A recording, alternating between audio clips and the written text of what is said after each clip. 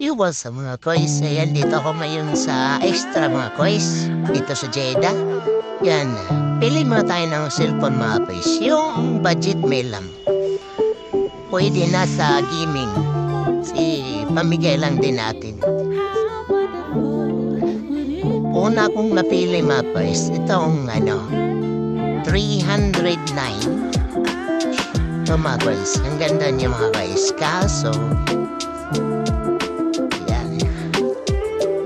hindi ko beat yung camera resolution niya. Saan ba yun? Nalubat na. May nakita ako dito. Ito mga guys. Ito yung beat ko. So, the price is 249 mga guys. Saudi Riyals. Ewan ko kung may ibang kulay.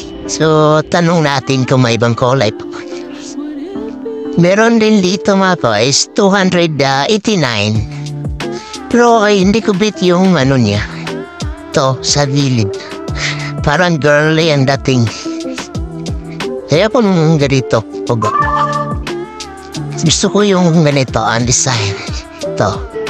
Ganda ng aging niya. So, pwede na to. Mura na. So, welcome back mga kois. Ito na, the moment of truth. Mag-unbox tayo ng nabili kong Tecno Pop 7 cellphone. So, ito guys, nabili ko sa murang halaga lang dito sa Saudi Arabia. Ito guys, bubuksan na natin itong nabili ko kanina. Yan, ang 279 Saudi Riyal. Ang ganda nito mga kois. Ang kulay niya kakaiba. Orange. Oh, diba mga guys? Ayan mga guys, 64 GB.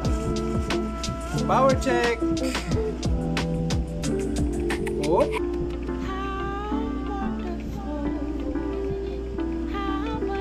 Try natin kung worth it ba yung 279 SR.